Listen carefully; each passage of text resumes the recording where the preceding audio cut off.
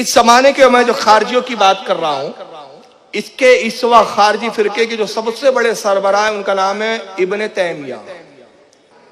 आज सऊदी हुकूमत इसी इब्ने तैमिया को अपना सबसे बड़ा पेशवा मानती है। इंशाल्लाह मैं आगे बताऊंगा कि इब्ने तैमिया के खारजी वाले क्या अकीदे थे। उसने किताब लिखी, किताब का नाम है मिनहाजुस सुन्ना। ये किताब टेबल पे यहां मौजूद भी है।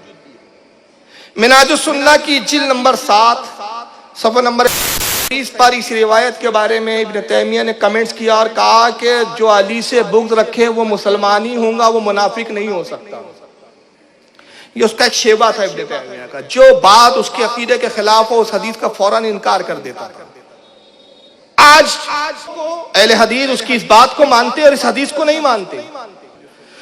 यानी इब्ने तैमिया के नजदीक अली से बुग़्ज़ रखने के बावजूद भी मुसलमान ही रहेगा बंदा। अब ये कौन सा इस्लाम है भाई जो सऊदी अरब से हमको मिल रहा है? तो मुझे बताओ, ये 1400 साल पहले वाला इस्लाम है सऊदीया में कि ये इस वक्त का कोई लेटेस्ट नया इस्लाम आया है? हमारा इस्लाम वो है कि जिसमें अली से बुग़्ज़ निफाक की अलामत है, अली से मोहब्बत ईमान की अलामत है। लेकिन आइए मैं हवाले देता हूं कि इब्ने तैमिया की नजर में ये हवाले नहीं गुजरे। इस हदीस को हालांकि मुअतबर किताबों में मौजूद है ये हदीस, जिसमें सबसे पहली किताब मैं पेश कर रहा हूं जिसका नाम है सही मुस्लिम। इस हदीस को इमाम मुस्लिम ने भी लिखा अपनी जिल्द नंबर 1 सफ़ा 62 किताबुल ईमान हदीस नंबर 144 पर।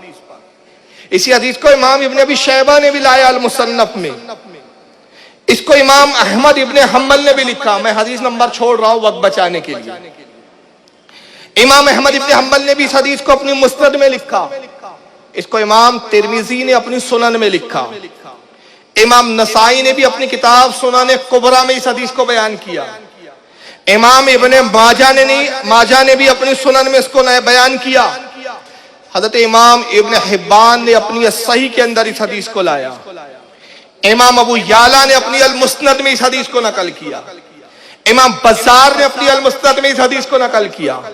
इमाम इब्ने अबी आसिम ने अपनी हदीस की किताब अस-सुन्ना में इसको नकल किया। मैंने 10 किताबों के नाम बताया, 10 मुहद्दिसीन, बहुत सारी किताबों में यह हदीस आई। इतनी किताबों के अंदर यह हदीसें मौजूद है इब्ने तैमिया से पहले के लिखने वाले।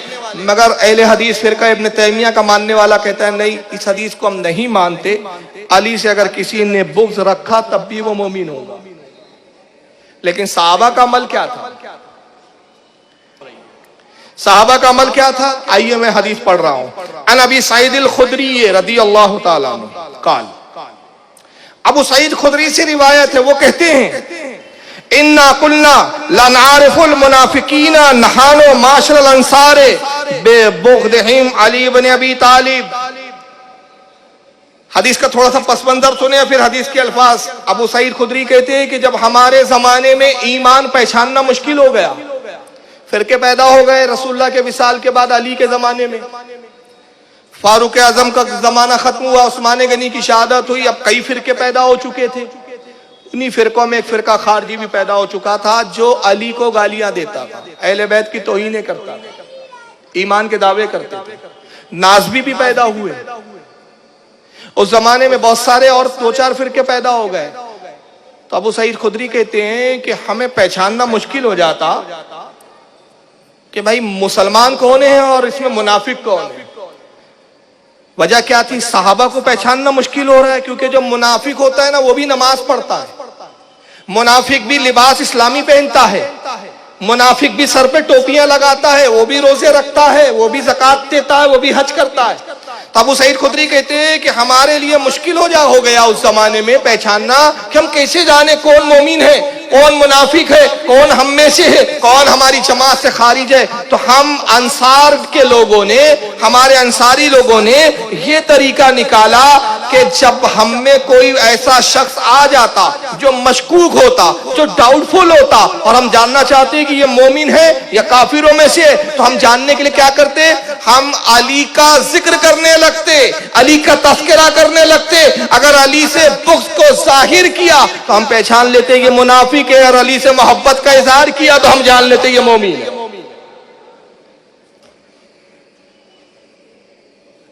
तो अली उस जमाने में कौन थे? ईमान की पहचान। तो गोया जहां जिक्र अली है, जहां जिक्र अली से खुशी है वहां ईमान है, जहां जिक्र अली से चेहरे के जोग्राफिये बदल जाएं वहां पर ईमान नहीं है। तो मौला कायनात अपने जमाने में निशानी थी। साहबा कहते हैं कि जब हम में कोई डाउटफुल आ जाता और हमें परेशानी होती कि कैसे पहचाने हम में है कि दूसरों में है, तो जिक्र अली करते। यही रिवायत हजरत जाबिर बिन अब्दुल्ला से भी आई, जो अली का है वो हमारा है, जो अली का नहीं वो हमारा नहीं। तो इसी को शायद ने बड़े क्या अंदाज में कहा, मेरा खुदा जिसे औजे कमाल देता है उसे बुतूल की चौखट पे डाल देता है। मेरा खुदा जिसे औजे कमाल देता है उसे बुतूल की चौखट पे डाल देता है। परखना हो किसी को तो या अली कह दो, परखना है किसी को तो या अली कह दो।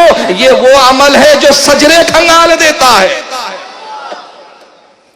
ये वो अमल है जो सजरे खंगाल देता है। या अली बोलो, चेहरे का जोग्राफिया बिगड़ जाओ, समझ लो बदबूदार वहाबी है। ना ये ही में है ना शी में, ये अभी तक डाउट